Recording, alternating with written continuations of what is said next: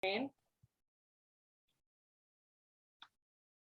everyone, welcome to Astro Alchemy. My name is Sarah Burns, and Lora, do you want to introduce yourself? Sure. Hi, I'm Lora Zuanic. And this is probably our 9th episode, but this is our first episode on YouTube. What we do here is we talk about the current transits of the past week and kind of the week as we move forward. And we are going to look at them from the lens of astrology, but then also look at them from the lens of human design and the gene keys. It feels so interesting being on video instead of just recording, because I feel like I'm introducing myself in a new way now. So anyone that has kind of been privy to us from Clubhouse or has been listening to us via Spotify or iTunes, like, you know the sound of our voice, but now you're just getting faces while we're talking, which is kind of exciting. And yeah, and then for anyone who's brand new, I just kind of wanted to give a little update on where we've been and how we've come to where we are right now, because the first episode is only audio for the time being. So I felt like it was necessary, since this is now going on YouTube, to give that explanation.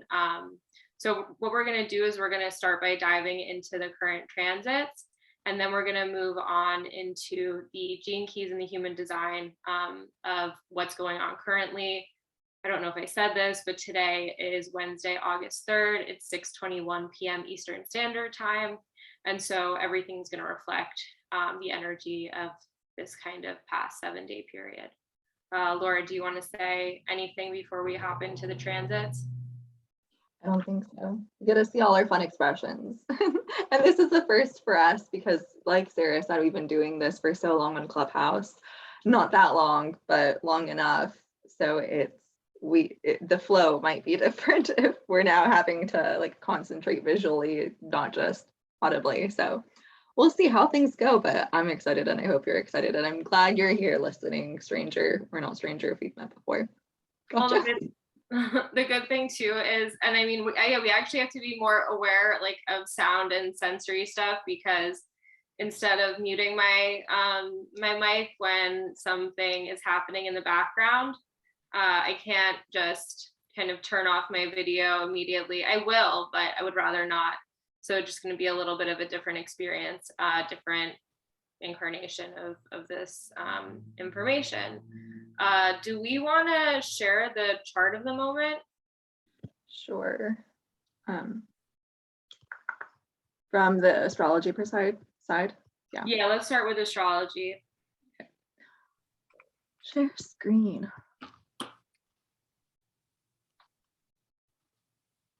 There we go. Are we good? Can you see what I'm sharing with you? Yes. Okay, we're in business.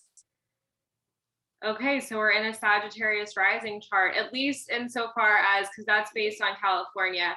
So this is California time. We are bi-coastal, as they say. And so it's actually, what would it be? It's 3:21 California time, Laura? Yes. Okay. So usually if we have 12 signs and we have a day that's 24 hours long, the sun will spend about 2 hours in a sign. So based on that math, and I'm in the very beginning of Sagittarius, my assumption is that Sarah is in the middle of Capricorn with her current position where she is astrologically with like the rising sign, but I could be totally wrong, but that's my sort of intellectual guess. No, that makes sense. And that is, that's neither here nor there really, because we're not here to talk about the rising sign, because we're not here to just talk about the day. We're also here to talk about the kind of the energy that we've been working with, generally speaking.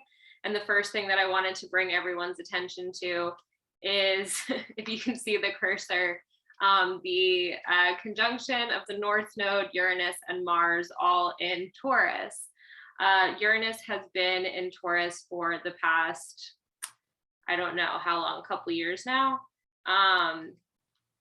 2014? No, I can look it up. When did it start? Oh no, it was like it's definitely been a couple years. I don't think it's been more than 3 though. but you can double check in your handy dandy ephemeris. Everyone grab one. And then the North Node went into Taurus, I believe the beginning of 2022. And then Mars has been there for a little bit now, I think for about a month. And so this energy is pretty intense. I would actually probably say that this is one of the top 5 transits of the year, just insofar as like the likelihood of this type of conjunction, how often it happens. This is definitely something to just be aware of, and that I think is notable. We also have, while that's happening, of course, Saturn is at 22 degrees Aquarius. And so it's in about a 4-degree square with those planets, the North Node, Uranus, and Mars. And I just want to, I'll give it over to you in a second, Laura, but I want to just touch on like the archetypal energy of the North Node, of Uranus, and of Mars. So Mars is a very active, executive, action-oriented planet. He's called the god of war because he's more interested in executing energy and forward movement than he is in just harmony for harmony's sake. And that energy is conjoined with Uranus, which is an energy that has been associated with, I think we talked about this last week, Prometheus, or the myth of Prometheus, which was the fire bringer, or someone who brought the energy of the gods to humans.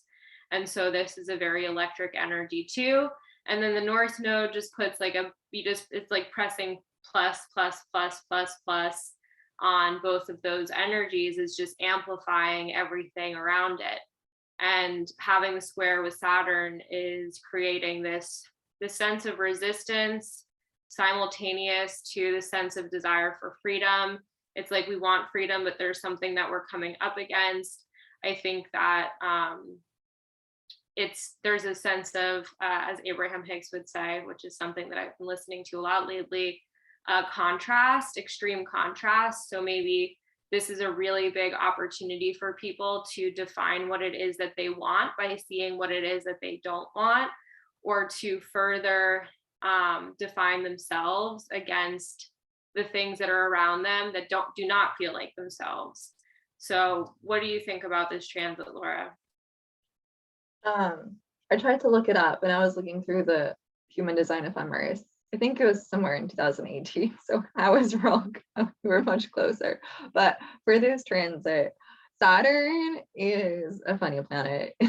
I mean, he's not funny. He's like serious, and that makes him funny. He has the quality of making things very serious. And sorry for personifying into the male gender if you're offended by that, but that's just how I see, I'm gonna quote him. He has a way of making things serious and permanent and severe, and just like, it's not just all fun and games with Saturn. And so last week when we talked about this transit, we were seeing it in a more lighter perspective, a lighter light, lighter air, that, oh yeah, something exciting might come out from the corners and creep up on you, and it'll be, shocking, but not necessarily like bad. It might be bad, I don't know, whatever we said last week. But with Saturn being a part of the mix, it's like, yeah, something is going to come up, but it's going to affect you for a very, very long time. Like, this isn't something that, with Uranus and Mars, they're action oriented. They come in and they swoop. And sometimes when that happens, that makes me think of like the 8 of Wands in tarot, or the 8 of clubs, I think it's clubs, in cardology. Something just comes in electrifying right out of the blue, and it just pops up. And when that happens, you experience it and you're like, okay, moving on, like dusting my hands off. That happened, whether it's good or bad or neutral, whatever, you can move on. And it's not something that, shapes you. But like with Saturn involved, it's something that comes in and it's going to impact you for a very, very long time. Like, there are consequences here. So I remember last week we said, be cautious, like don't do anything too crazy. Don't go bungee jumping. Because again, like, not to manifest a very negative perception of this, but like, imagine going bungee jumping and you have an accident. Like, you're going to be affected probably for the rest of your life with doing something adventurous, I would say outlandish, but adventurous that you wouldn't necessarily do. But in terms of the average Joe, who is probably not bungee jumping, I'm not, Sarah isn't, but Saturn comes around and he brings this level of severity and accountability into the mix, and it makes it feel like heavy, or like gears are grinding, like there is work to be done, but you know, if you put in the effort, then you're going to reap the rewards long term. But there's just this energetic heaviness that says you have to work through the muck, you have to process, you have to experience whatever's happening, whether it's light or not.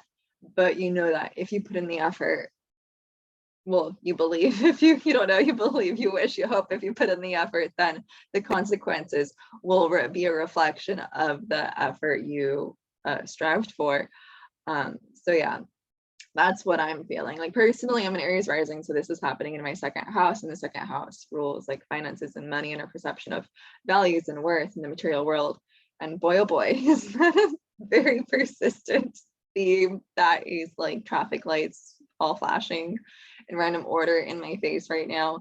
And I'm feeling like if I put in the work, if I put in the energy, if I focus my positive intentions on this, then like I can move forward in a better direction. But for the most part, it's just bright lights in my face, and it's hard sometimes. Actually, let's rephrase that. It's disorienting to put in hard work and effort when there's bright lights in your face, like Mars and Uranus flashing, and Rahu or the North Node saying like focus, focus, focus, like do it, do it, do it. So on the one hand, the energetics are, like I said, disorienting. But if you put on your goggles, your X-ray goggles, your night vision goggles, whatever you have, you can help yourself focus. So I see that as, you know, choosing what you're paying attention to and not getting distracted by everything, and making sure that you're able to pay attention to the thing that actually needs your attention, and not getting distracted by all the little sparkle, razzle dazzle fireworks going on around you. And that will help you use Saturn in a beneficial way to get towards your end goal. Yeah, and I think that something that just came to mind, right-mindedness, is the idea of possession. Like, and I don't mean that like on like an exorcism level, although you know you probably could, but I kind of mean it in the sense of like, you may really, really want something right now, and you're almost possessed by the desire for it, like, or the desire, or like you might just be, there might be something in your mind that's just telling you this shouldn't be this way, or, you know, wanting freedom at all costs, or whatever the case is. And it's like, just make sure that you don't break everything in the process, you know, because there's ways to move forward without having to move forward or break away from something without having to burn everything to the ground. And I feel that, yeah, the North Node, Uranus, Mars is like, it's as combustible as it could possibly get. I'm just imagining a lightning strike in the middle of a dry wheat field, and just the fire just fully, if it's not been watered, if it hasn't been tended to, if the proper precautions haven't been made, just everything going up in smoke. So the reason this is interesting is because 2021 was, the whole entire year was marked with 3 different conjunctions of Saturn, or I'm sorry, squares where they were exact, of Saturn and Uranus. And they were in the same sign. It was Aquarius and Taurus. And because of the way that retrograde motion works, we basically got out of the weeds with the square, at least as far as a direct square went, until it's starting to creep back up on us, where it's going to have this really, really tight square again. And it's going to be the final very close square that we have with it. But the themes that started in 2021 under the square in the very beginning in January 2021, you know, I invite everyone to think about if there's been any upheaval or drastic evolution or drastic change in your lives, collectively, but then also just personally, especially if you have very prominently placed fixed sign planets. or if that's like a rising sign, if a fixed sign's a rising sign. Just think about the themes that are coming back up, see if there's anything that maybe is, I don't want to say rearing its ugly head, but maybe like one more time before the lesson is learned. Like Lora said, she has this conjunction in her second house, and the themes of the second house are what she's seeing. For me, I'm having it in my seventh house of relationships. And that's where it's been for all of 2021 as well. I've had Uranus in the seventh house as it's transiting through Taurus, and Saturn in my fourth house. And so there's just this energy of needing for me to come to terms between who I am at my root, the fourth house with Saturn there, very close to the descendant of my chart, and then how I deal with relationships, and understanding that, you know, there's tendencies, especially in the beginning of this square, for me to be in situations where I was like a professional enabler with people, because I was a very people pleasing kind of energy, wanting to make people happy, even if it wasn't necessarily ultimately for their best. There's just been that energy that I've had to really come to terms with over the past year, in 2021, and then also in 2022 in kind of a different way. And it's like, okay, like stress testing, have you understood that you're the creator, that everything is everything in a sense, that we can throw people who are going to ask more of you than you should be giving to them. And as long as you know exactly where you stand, you're never going to have an issue with it. But if you are wobbling, or if you're out of your center, then you'll have issues with it. And so, you know, it's kind of the victim to master mindset, which is something that Donna Lynn talks about. And Donna Lynn was part of our clubhouse room when we had it. She was a numerologist, and just switching that mindset over. So I would also invite anyone who maybe is feeling like a little bit victim-y right now to understand that whatever's happening is in order for you to be more squarely placed within your power. If people aren't doing what you feel like they should be doing, or if situations aren't happening the way that they should be doing, that you feel like they should be happening, just understanding that it's to show you how powerful you are as a creator. So I feel like this energy again is going to be heightened with the Saturn Uranus square. So that's until October. So that's structures and evolution kind of coming into contact with each other. But then right now I feel like it's kind of at, and I just want to say, like, there's a sense of amphetamine because of Mars and North Node that won't be there the whole time, but it's there right now. Do you want to add anything? I do, but it'll be a side tangent, and don't know if it's appropriate right now. How do you feel from my? I'm always here for side tangents. We like pretty much decided that we're only going to talk about the one transit, briefly touch on one other thing, but then we'll move on to the gene keys. So you can. Okay. So I don't know how much this is a thing that's repetitive. The thing that came to mind is like the development of the US's revolution in the 1700s. It wasn't a one night thing. Like we think, oh yeah, Independence Day, 1776, July 4th, but like really it took time. Like the entire length of the war, I don't know how many years it was, but it wasn't overnight. And likewise, we're in a place where energies repeat themselves, where transits repeat themselves. And a lot of things that happened back at our revolution in the US, at least, are happening again. One of which is Uranus's transit through Taurus into Gemini. So the revolution actually finalized when Uranus moved into Gemini, but this anticipatory energy in Taurus kind of set the foundation for chaos in tradition, so to speak. When you revolutionize, you're going against the grain, you're going against tradition. Other pieces that are repetitive, I believe, are the nodes the nodes. Don't know where that Canadian accent came from. The nodes. Sometimes I have weird accents that come out. Please excuse them. But the nodes were in Aquarius and Leo, I believe. I could be wrong. I haven't visited this information recently, so it could be a bit rusty in my mind. Just got to trust right-mindedness sometimes. And right now we're in that square to, like, if you think about the nodes being in Aquarius and Taurus, the opposing energies that like build up the four fixed signs are Taurus and Scorpio, and that's where the nodes are right now. So the point is the alignment and the speed of the motion of the nodes through the zodiac belt lines up pretty precisely with the speed of Uranus through the zodiac belt, and those energies kind of meet and repeat throughout history.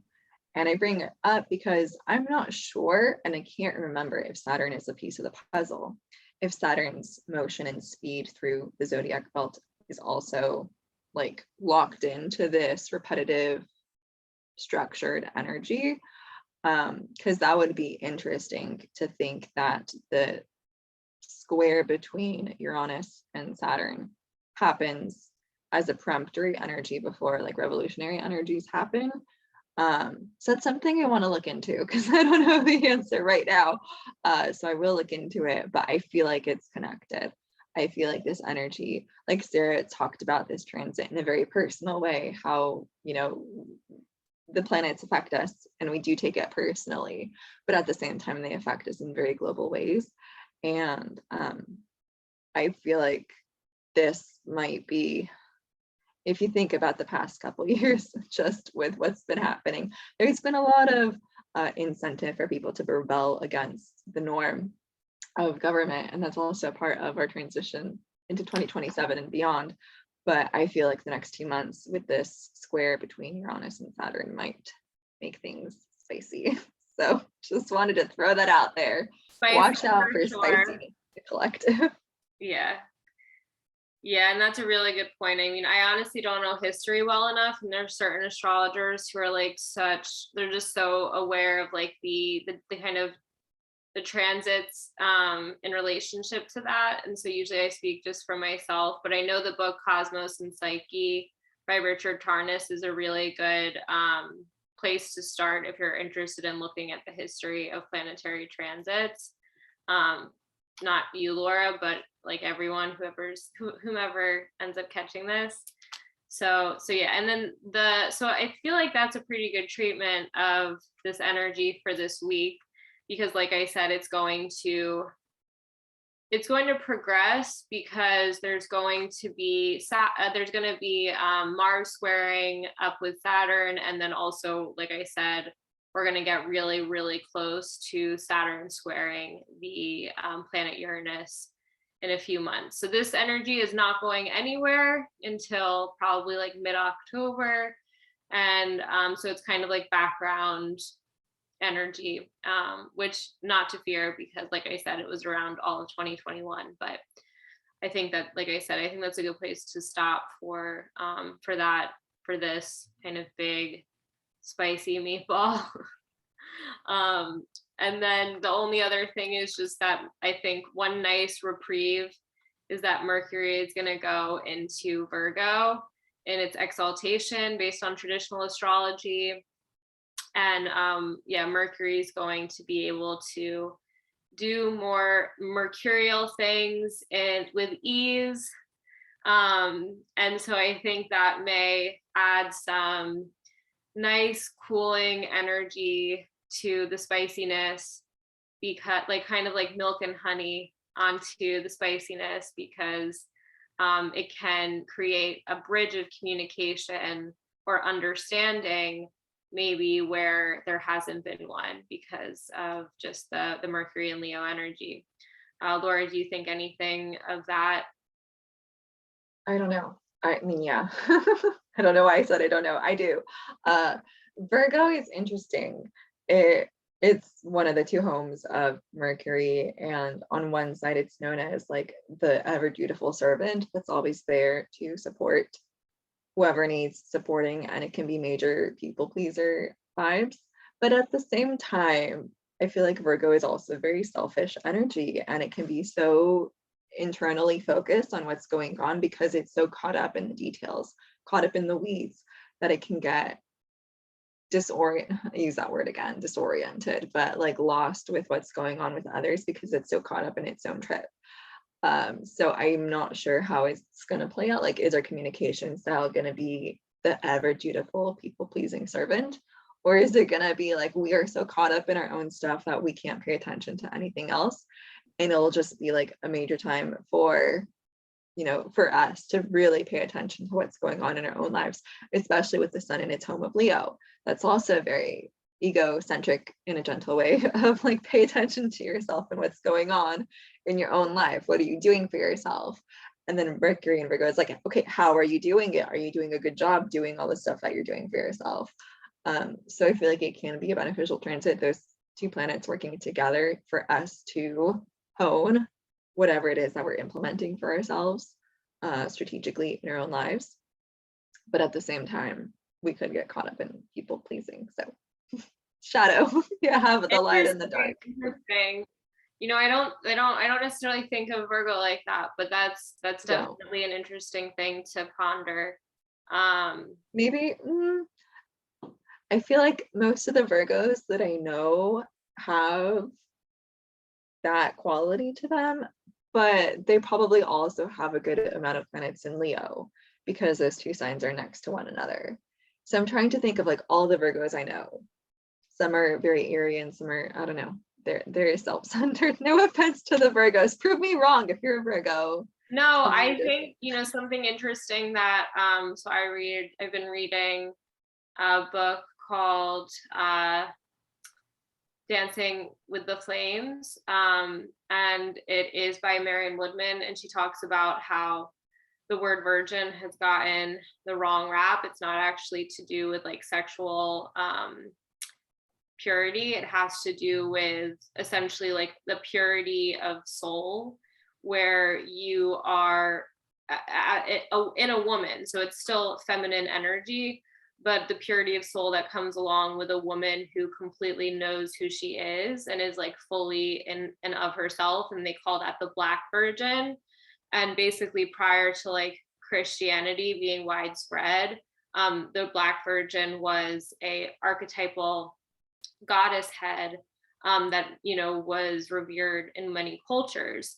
So I think about Virgo kind of in a new way, whereas we think of Virgo, it coming from the same word as virgin, but I think about it in the sense of like being a fully embodied human and all of the things that need to be understood in life, all of the details that need to be weeded through or separated from in order to feel like you're standing flat-footed in your own life. So it is a selfish energy in that way. Like, it's kind of like this is like, I'm paying attention to me, for lack of a better term. And I think that selfishness is actually not bad, because if you're being selfless, but not from a place of actually self-reverence, it's completely for naught, because you're not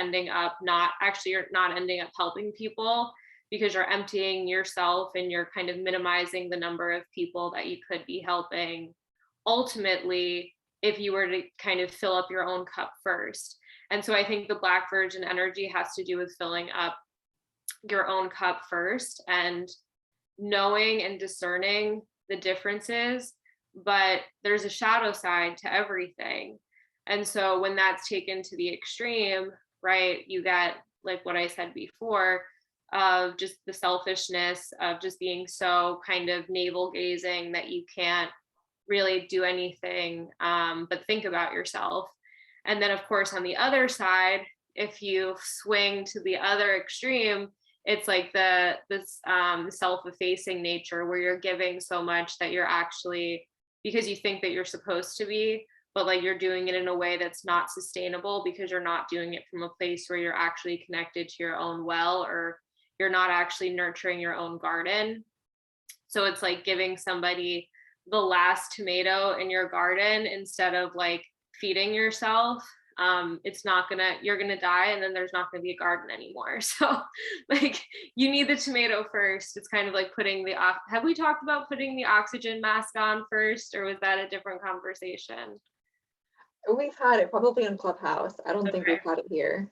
Okay, so yeah, so that was something we talked about. But okay, tangent into Virgo. But that's a great point, because like the energy of, or the etymology of Virgo is to be whole unto oneself. And so it's to be whole and to realize you don't need anything outside of yourself, and you are complete, and you have everything at your own disposal. You have access to all the different energies you could possibly imagine. So that's a great reminder and refresh for Virgo. Not to get super super far into the weeds, but Mercury in Virgo is also what the 10 of Pentacles and or the 10 of Diamonds is associated with.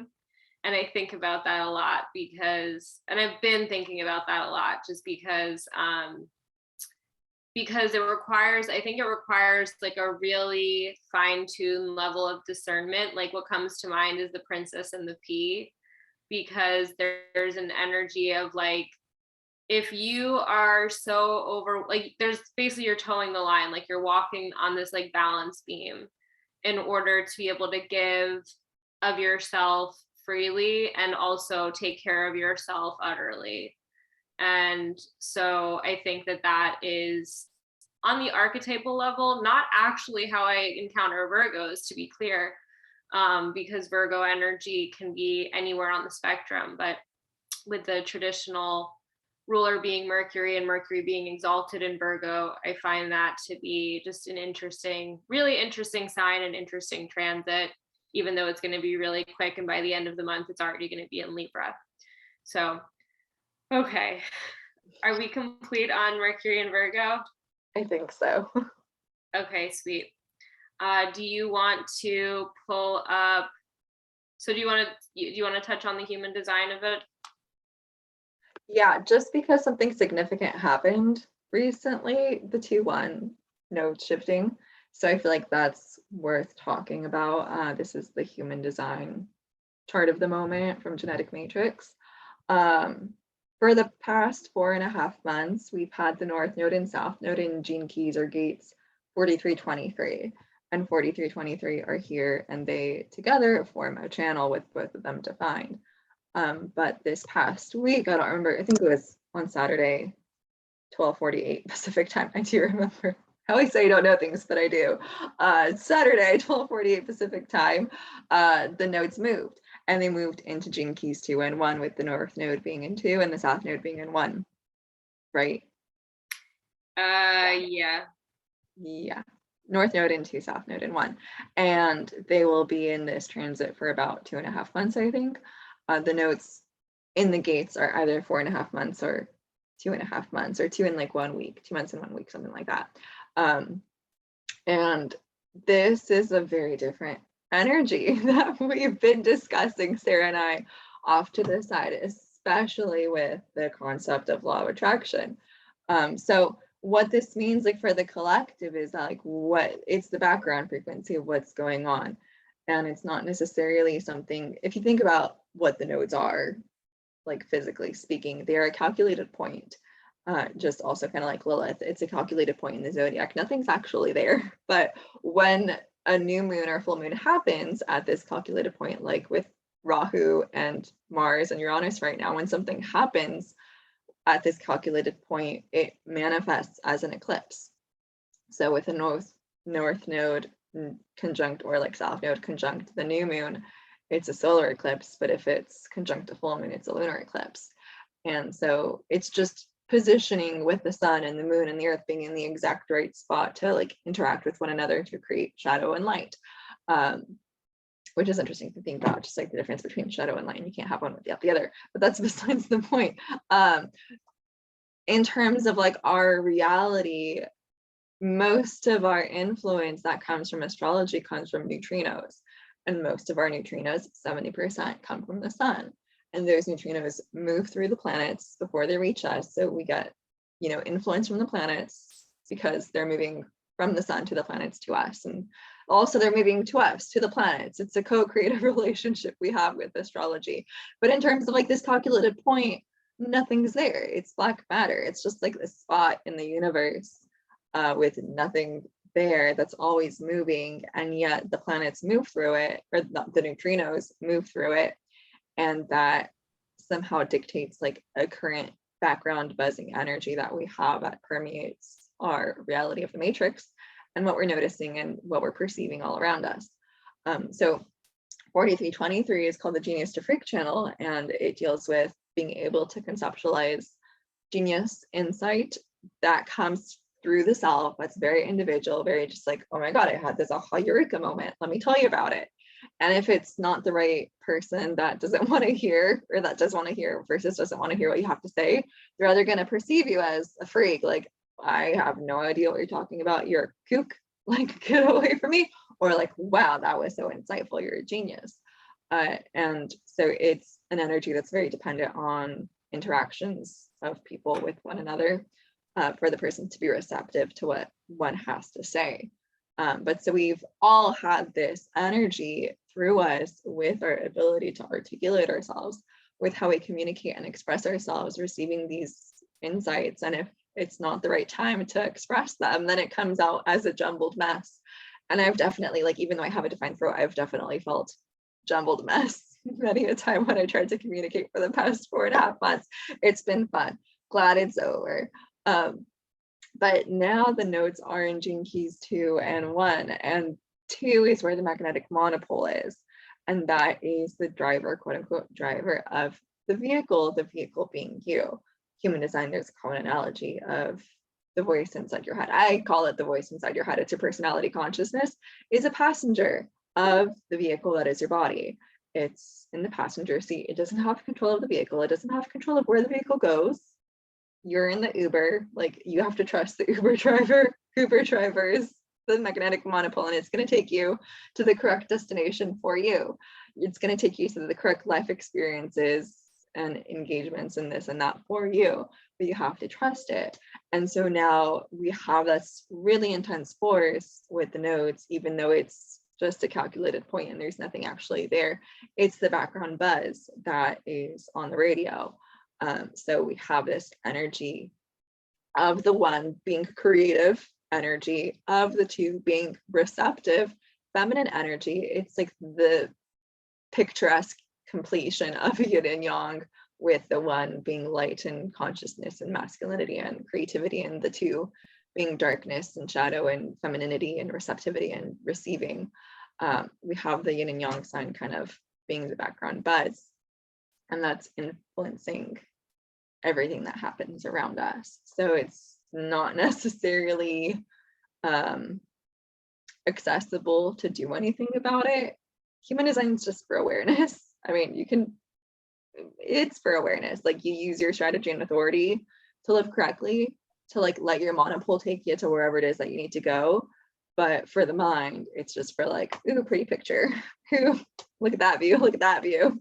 It's not for our mind to have control over what's happening for us or to us or at us or anything regarding us or ourselves.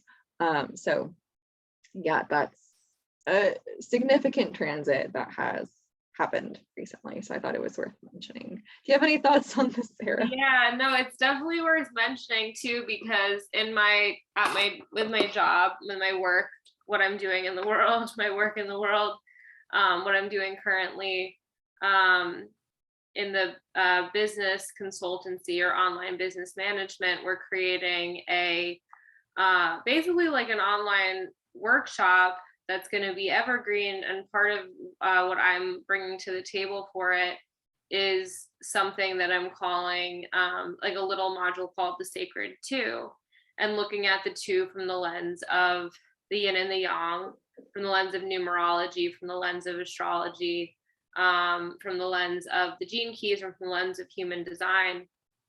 And so I thought it was funny because this had been on my docket for a while, but then on Sunday is when I finalized the presentation, and I was like, oh, this is perfect because I'm reading through the gene keys portion of the two, and I'm starting to understand like the nature of the two, because one thing that Richard Rudd says about it, I really want to grab this because it's an amazing quote, and I think I have it pretty easily accessible.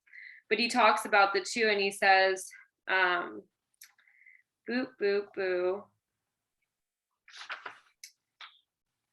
Hopefully I can find it fast. Oh no, I can't find it fast. That always happens when you need it. Oh, can't find it. I know, I was like, I definitely underlined it. Boop, boop, boop. But basically, the gist of what he says, right, is that the two actually is a imagined energy. It doesn't actually exist, because as soon as the two comes into consciousness, it essentially morphs and alchemizes into the three. And so the two is like an energetic bridge. And so this is how they thought about it in divine mathematics, is what he references. And the idea of the divine mathematics is kind of where I was thinking. Oh wait, here we go. In divine mathematics, the number 2 is always an illusion. It cannot logically exist. If you can say anything at all about the number 2, you might say it is a bridge, a dynamic process that is instantaneously transmuted before it is even born. And I just think that, in relationship to the magnetic monopole, because that's where, like you were saying, the magnetic monopole lives, which, if we're thinking about it in Abraham Hicks and the law of attraction, it's also the vortex, where all of that energy exists. It's like there's nothing to do about it. It is literally just like, it is what it is kind of energy.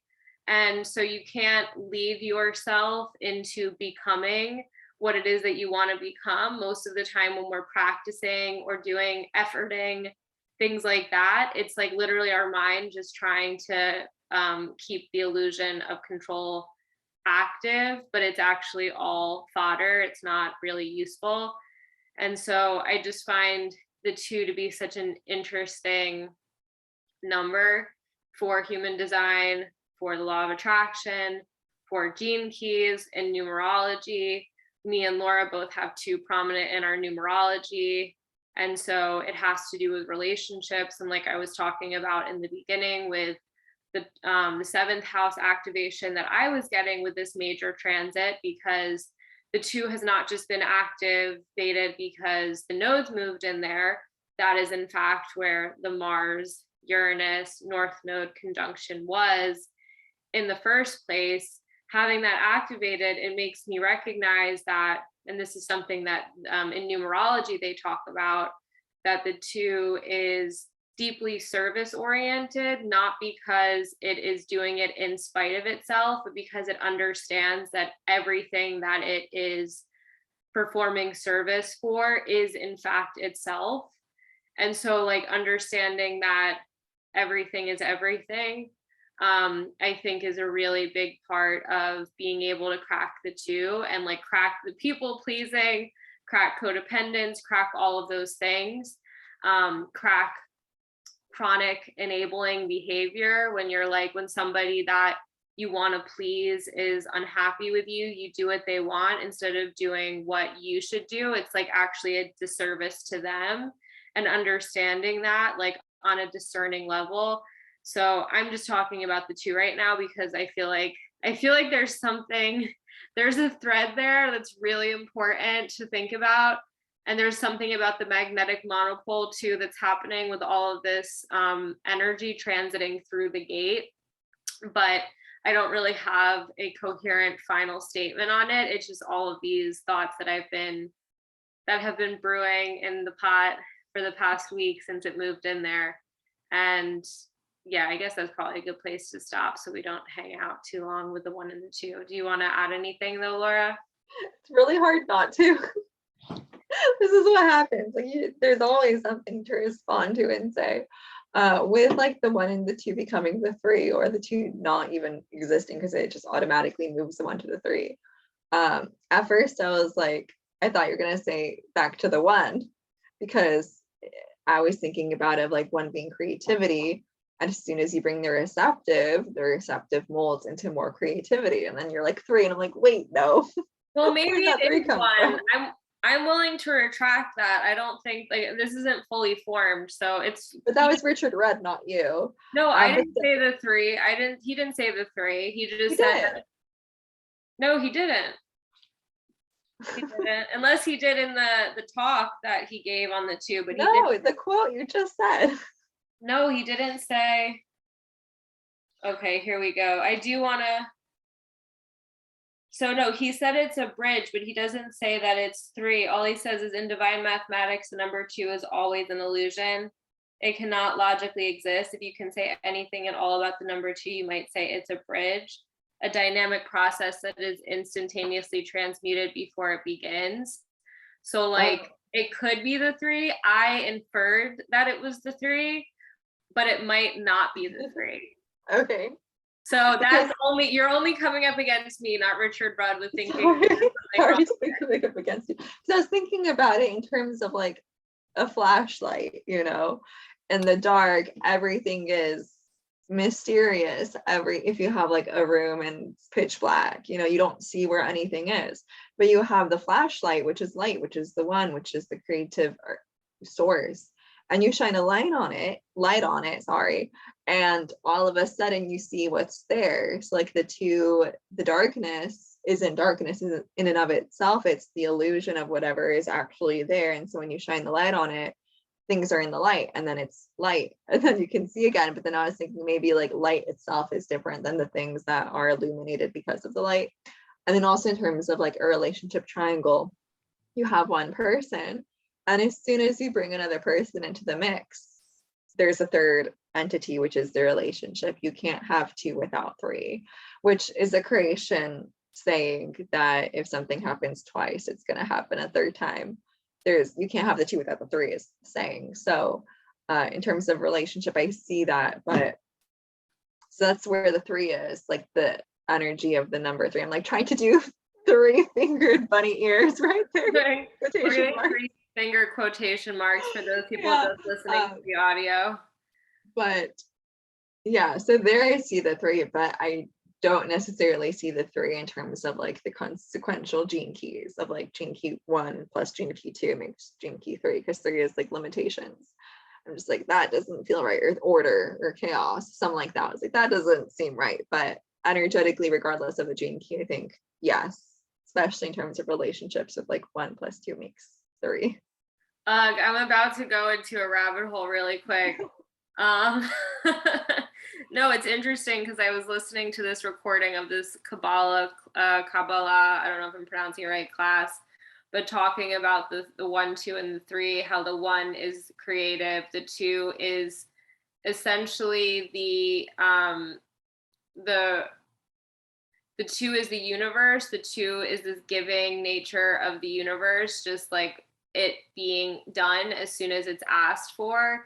And then the 3 is you having to, and this is also law of attraction stuff, so just like bear with me, but the 3 is like you moving yourself into the correct vibration in order to receive what's already there. And so it's like the 1 is asking for it, and the 2 is like, here it is, but the 3 is like, you have to be the container for it in order to get it. So so that's how I think about it. It's like, that's why the 3 is limitation too, if that makes sense. So good times. It does. Okay, so are we moving on to the gene keys? Is that why the... Well, I could screen share for gene keys too, but I feel like people, accidentally don't know how to hold on. Technical difficulties. Oh no. Somehow like my own face disappeared, and I don't know how to access Zoom anymore. Where did Zoom go? There we go. Okay, you found it. I found you. There we go. Can you? Okay. Yeah. I figure it's kind of boring. I mean, you see the words.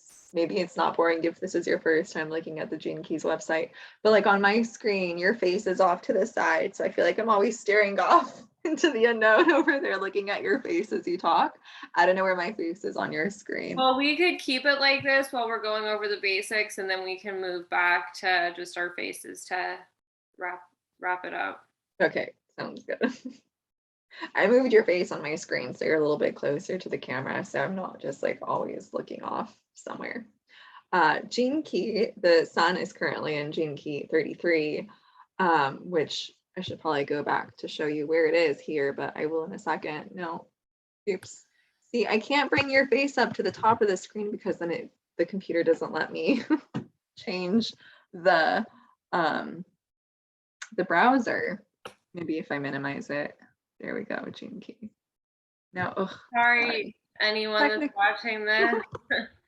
It's just me. I have issues. Please excuse my goofiness. We're learning. Okay, gene key 33. The shadow is the shadow of forgetting. The gift is mindfulness, and the city is revelation. And I didn't look up what the dilemma of the shadow is, but over here on this side, we have the repressive and reactive natures of the shadow, which the repressive is reserved and the reactive is censorious. It's an interesting word.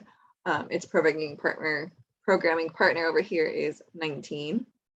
And the I Ching hexagram for it is retreat, heaven over mountain. And it's part of the codon ring of trials, which is what Sarah and I were talking about before we started recording this. It's one of the 3 codon rings of the ring of trials, all 3 of which Sarah has. So right off the bat, Sarah has gene key 33. 33 in the human design system is in the throat center. So it's interesting because we went through 62 and then we hopped over to 56. So we were in the collective logical circuitry, and then we hopped over into the collective abstract circuitry. And then we moved over to 31, which is again logical, collective logical. And now we're in 33, which is collective abstract. So we're doing this little hippity hop in the throat center from the collective logical to the collective abstract circuitry. And here's just a general picture of like all the human design centers. So you may, in your own chart, have some of these centers colored in or some of them white. In this one, this is just the current transits. So currently we just have 19 and 49 creating definition for the collective and the emotional center and the root. But 33 is over here. And just to break it down for you, like physically, visually, so you understand where the circuits are, all the channels kind of on the outside of ring are collective. All the channels in the very center ring are individual, and all of them in the middle, actually that's not true. The ones that go down the very center column are individual. But when it comes to the side, it's the second from the edge that are individual, and it's the ones that are in the very center that are tribal. So 1949 is tribal, but 3955 is individual, for example, and 4130 is collective. But when it comes to like the main channel down the center channel is individual and the 2 sides are collective. And so 33 is collective. That's just my point. Trying to over explain things, probably not necessary. Collective and abstract. And it is the ring of trials or the 3 stop codons. So they complete genetic information in the body, which allows genetic information to be processed. If you imagine like you have a gene for this or a gene for that, blue eyes or brown eyes or whatever it is, that genetic marker, that like combination of different DNA pieces, what is it, like A, B, C, no, F, there's an F in there. I forgot what those are called, but like there's 4 different letters that are, I think, amino acids that make up DNA. They're broken up into segments, and they all have to end in 3 different codons. Otherwise it won't be able to be read and, what's the word, experience meiosis or mitosis and like reproduce and divide and create new cells with the same DNA. Mutations will happen. There we go. Irrelevant information. This is what sometimes happens when you like converse with my brain. Gene key 33 is, like we said, abstract. So it deals with experience compared to logical deals with like that scientific experiment that I like to talk about. Going through a process to gather all the data and see what your hypothesis is and see if things come true the way you anticipate, and have that like patterning logic, it's data, it's very material and concrete, versus abstract circuitry is all about, okay, how am I feeling? Like, what happened today? How did I process what happened today? What was my experience like experiencing whatever it is that I experienced today? How many times can you throw the word experience into a sentence? That's abstract.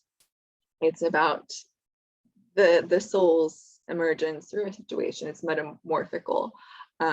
And so with 33, it's the very end of the abstract process. 31 was the end of the logical process, in which you have the scientist that says, Eureka, here's what I've discovered. Let me tell you about it. Let me be a leader of this topic because I've done the research and I have the proof and the evidence and all the scientific backing to say this is what it is or how it is. And then with 33, it's channel is 1333, and it's a channel of the prodigal, which is to say, like, here's I am that I am. This is what I experienced. It's not necessarily to like shout it from the rooftops, but it's the voice that expresses whatever has happened and what it was like experiencing whatever it was that happened.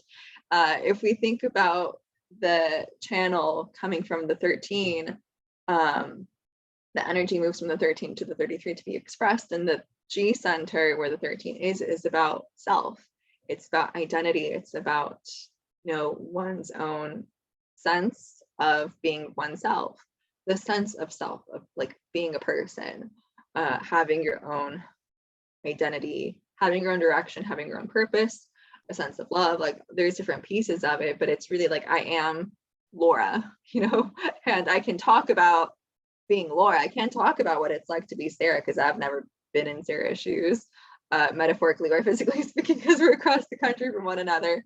But you can only have your own experiences, and you can only talk about from your own experiences. And so 33 is the voice that says, like, this is what I've gone through. This is what has happened to me. And it kind of declares it in a more gentle way. I like to think about it as being gentle. The whole channel 1333 tends to manifest itself as like people, if you have it, people like just flock to you and want to tell you their life story because you have this gentle nature that's going to just sit there and listen to everything that they said. So this happens both with gate 13 as well as gate 33, but more so in like the whole channel, that it's like you're at the store and someone's going to come up to you and start like talking about their day and how their dog died or this or that happened, and you're just going to have to be there to process it with them. So it's a receptive energy in that it receives the storytelling, but it also is a storyteller in and of itself, with 33 being the piece of the puzzle. From the Gene Keys perspective, I don't have this, but I listened to the Contemplation by Richard Rudd, which if you ever want to listen to those, we can share them with you because we have them. I think we both have them. But the city in particular, well, like Richard Rudd talks about like the journey of past to future and how we can get caught up in the past, or we can reminisce in a blissful way about the past, kind of like an oral tradition sense, storytelling, sharing experience and tradition through gathering together and communing and talking about what was and how it impacted us in a very nice way. He talks about ritual being a key piece of this, of like you can make anything a ritual. You can choose to evoke the energy of ritual into an experience to come together and share whatever it is that needs to be shared, and not get caught up in the past in a negative way, but to be able to bring the timelessness piece into it, of like having the past meld with the future in the present all at once. But the greatest takeaway I took from listening was about the City of Revelation, which just really brought up the concept of the Judgment card in tarot to me. But it's about, that final moment when things end, right? It's the stop code on its death. When you come to that point, there's the collapse of all time into that single moment where you can see everything that happened and see the whole journey and see how everything was a necessary component to get to where you are. And like we can invoke this energy in our daily lives, Because if I feel like this is like a very important piece for law of attraction, if you're struggling with where you are, you evoke this energy of revelation to see like this is a culmination of everything that I've ever experienced. And regarding like it being part of the code on Ring of Trials, Richard talks about how like you just bump into things on the regular, like something happens, your tire pops, you break a leg, whatever it is, like little things happen in our day-to-day life, and we just have to, you know, quote unquote, put up with it in a very nice way. It's not putting up with it, it's enjoying the trials, because they all add to the depth of our character, and we grow and learn from them to this point of revelation when we can die, whether in actuality or spiritually, and be reborn. It's the death that allows for the rebirth. And there is a quote, I put it on my phone, about suffering. And I think it was, I tried to do the side story, I tried to do like the audio recording because my hands were busy, so I didn't want to type it, and then the phone was not recognizing my voice. So like physically right now this quote does not make sense, so I have to process it to see what it said before. But suffering is the tool that life uses to hone us. There we go. What it actually says is suffering is suffering. Suffering, that is the tool. That's why that's like that life uses to hone us. No, suffering is the tool that life uses to hone us. And last week, I think it was, that I talked about how much I love suffering, not in like complete and utter hurt, but the energy of trials. Like trials come and they hone you and they make you a better person for it. And it's a really nice energy when you're not rejecting it, and when you can accept it and be like, what's coming here? It's like, I don't know, you chisel away at, you don't chisel, well, you can chisel away at like a piece of marble to create a statue, but I've never done that. I've done pottery. You have a lump of clay and it is nothing, and you have to massage it, you have to knead it, you have to manipulate it. I don't think those particles of clay are enjoying a human being attacking them and like spinning them at I don't know how many rotations per minute on a pottery wheel. Like that clay is spinning around. Imagine if you were a particle of clay and some other being came and like spun you around on a wheel and you got dizzy, and then they threw you into a oven that was like 1,000 degrees. You wouldn't enjoy it. And yet what comes out of that suffering, those trials for the piece of clay that is the pottery, is art. It's pottery, it's ceramic art, and you get something out of it, and it's transformed in that process. The process isn't pleasant if you're a particle of clay, but most of us are not. But we can reflect that in our own life. The hand of God is spinning us around on a pottery wheel, and we're going for loops, and it's unpleasant, but at the end we are transformed, we are honed, just like the quote said. And so I think it's great. I have 2 of the Ring of Trials, not all 3, so maybe it's more intense for Sarah, but I enjoy it, at least after the fact. Man. No, it's just funny because now I'm recalling how we said at the end, we were just both like promoting suffering, like it was our brand, like like you should try it. And now it makes sense because, I mean, look, I think that probably the 12 and the 56 are plenty enough. I don't really know what the energy like does when the trifecta comes together. I mean, other than just like, you know, create a very line 3 like life, which is what I have in the first place because I am a 1-3 in human design. So that sense of needing to move through obstacles or trial and error, that process is just like inherent to who I am anyway. And so I just think that, I mean, I think a lot of things, and I think Richard read like the whole chapter on this was really beautiful because he also talks about the nature of the shadow and the gift and the city, because he talks about it in like the shadow is the seed, the gift is like the bridge, or it's the like the sprout, and then the city is the flower. And so they're all inherently connected. And so like you were saying, you know, as a human, we don't necessarily think that suffering is subjectively pleasant. But if we never felt it, we would never change our behavior in order to evolve. And so there's that sense of needing to have something that is, again, just going back to the theme of the Mars, Saturn, Uranus squaring, or Mars, Uranus, North Node squaring Saturn.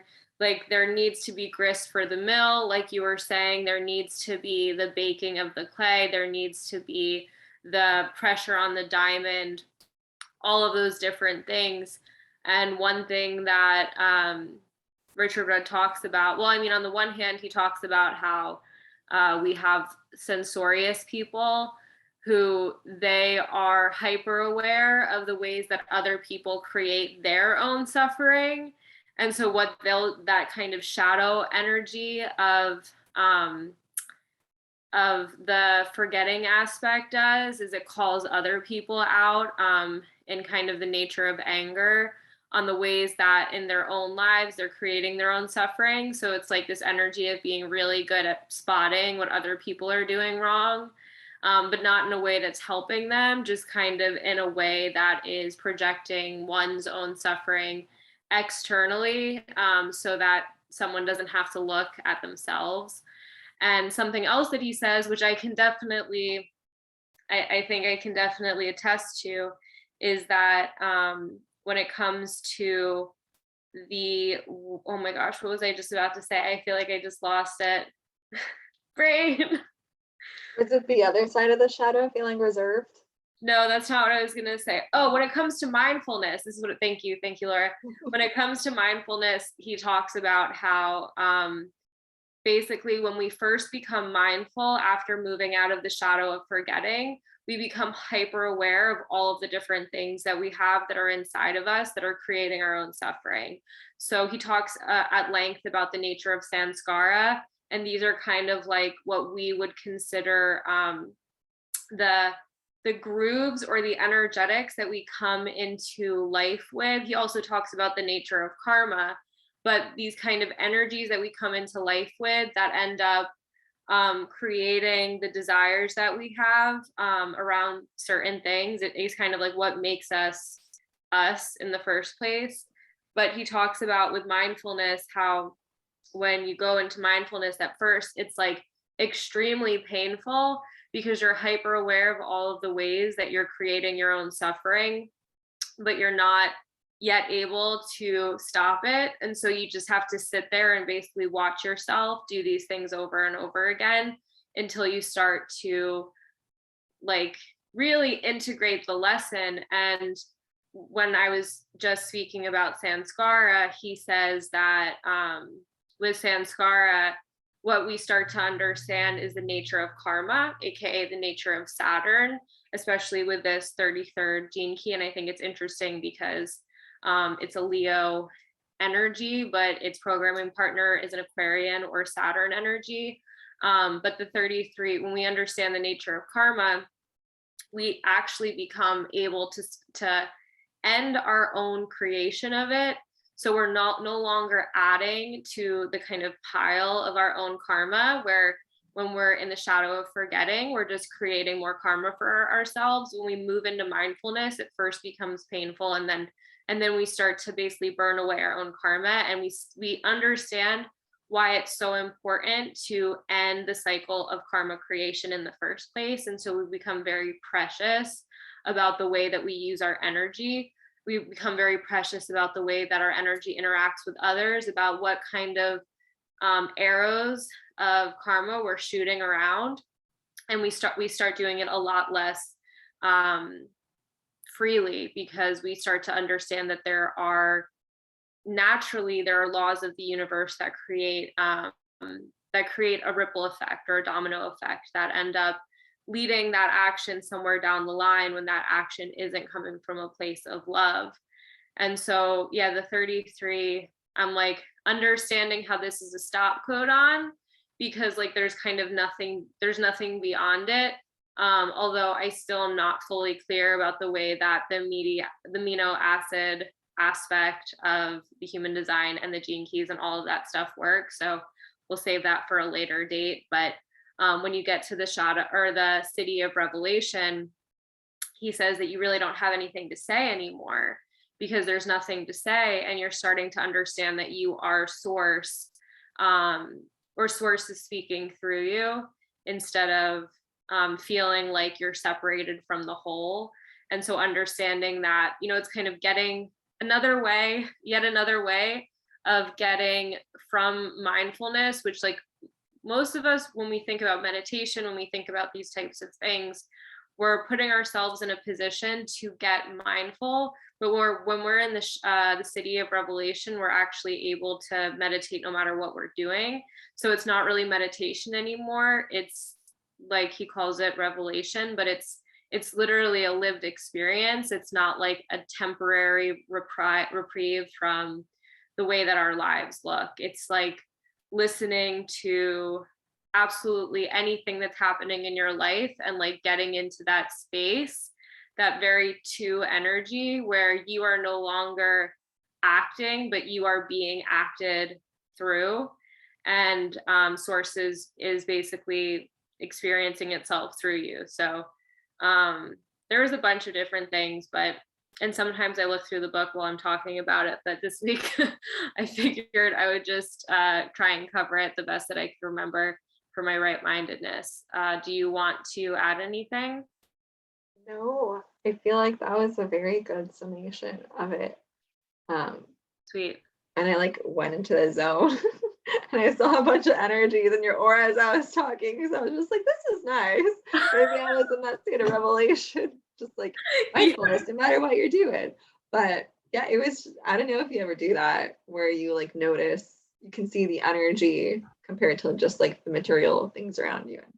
Yeah. There's a lot. And I just didn't want to leave it, but like talking makes it dissipate. But yeah, so it was nice listening. Well, there's the 33 for you, y'all. And I mean, that's where you actually don't have to say anything. And like, we have the 1156. So in part, it is correct for us to use words in order to explain our own stories. But like, ultimately, I think we're moving into a space-time frame where words don't really matter as much.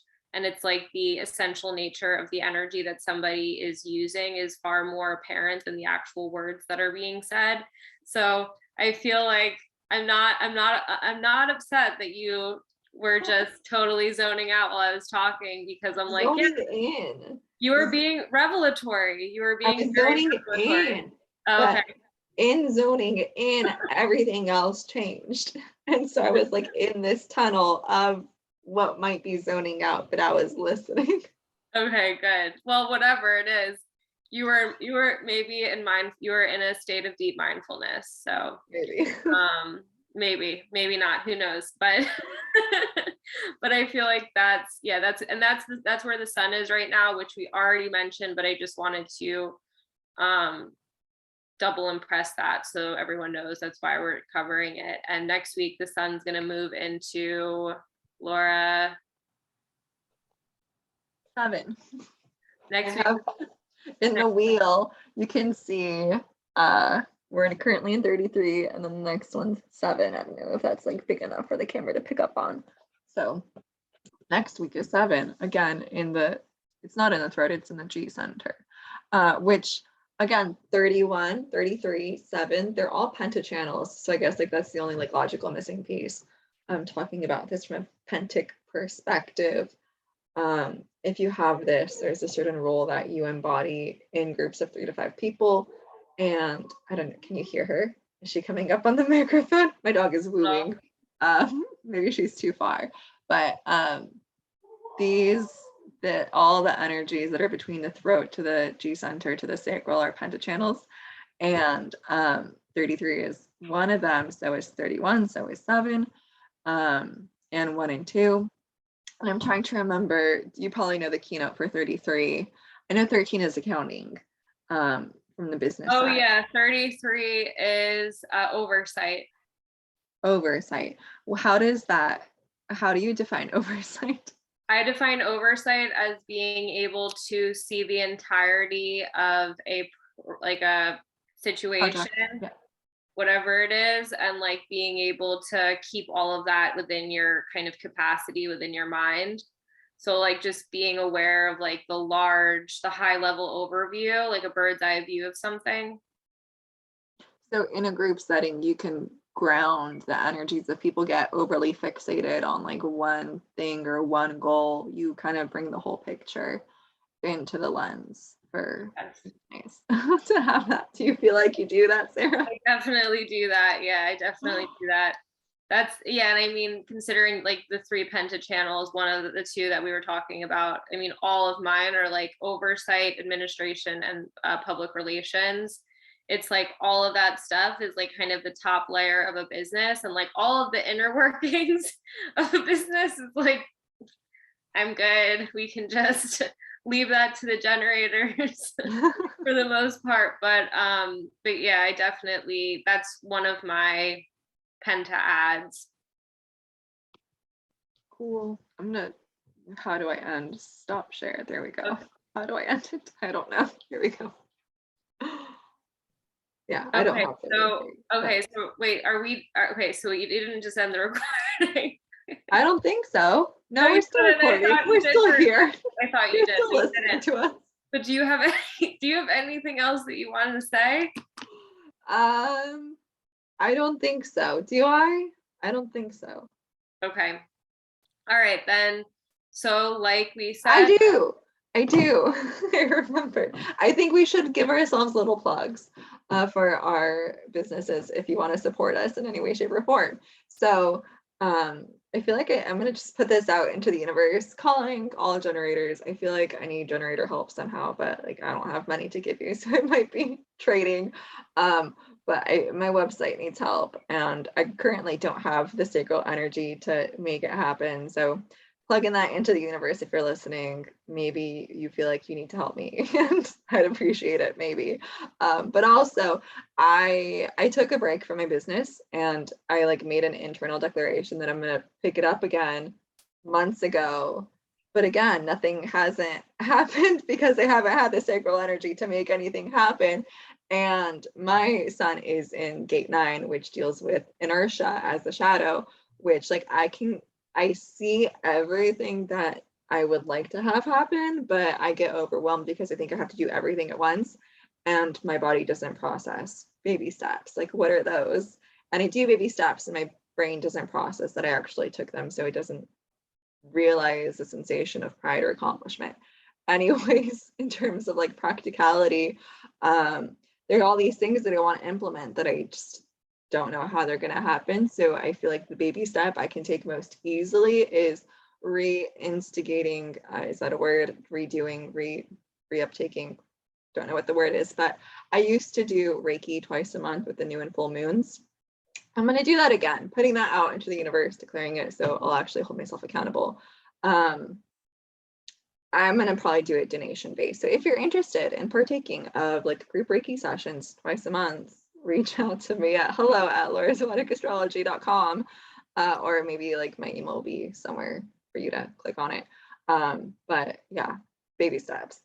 That's the first baby step I think I can announce. But anyways, if you want to support Sarah in any way, shape, or form, Sarah, please tell us how they can do so. No, I just want to say before I plug myself, I couldn't agree more. And I think that this is baby steps right here and what we're doing here. And I'm honored to be a part of your re-emergence into the social realm. So I'm glad that you've gotten the little self-declaration down around it. And yeah, I mean, I'm kind of doing 1 day a week readings right now, but you can find all of my information at Third Eye Kiss on Instagram. Or if you don't have Instagram, you can just email thirdeyekissastrology@gmail.com. I don't have a website because I've never gotten the sacral energy for it either, ever. But I good for you, because then you don't have the bank account stealing all your money every month for something that's just sitting there doing nothing on the internet, just taking up space with no purpose whatsoever. So yeah, trying to honor my energy, and like until I'm like full steam ahead, like got the everything down. It's like I'm not really interested in doing readings for people either, unless they are really, really looking to understand themselves on an energetic level, not just like, when am I going to find a boyfriend or whatever. So I But mean, that's what we all want to know. that's what everybody wants to know. I know I've done hundreds of readings. I know exactly what people want to know. And that's why I'm kind of like, well, right now I'm kind of like a researching astrologer more so than like a practicing client consulting astrologer, but I have been a client consulting astrologer. In any case, what I would like for this is for it to get more succinct, but also for us to start doing educational pieces. And that way there's videos where people can find us more easily, because the likelihood that anyone decided they were going to wait till the very end of our plug, we probably should have plugged ourselves in the beginning, but it's fine. We know that for next time. But yeah, that's where you can find me. And there's a lot more 1156 energy where that came from, folks. Okay, thank you for tuning in. We'll catch you next time. Hope you have a wonderful week. All right, bye everyone.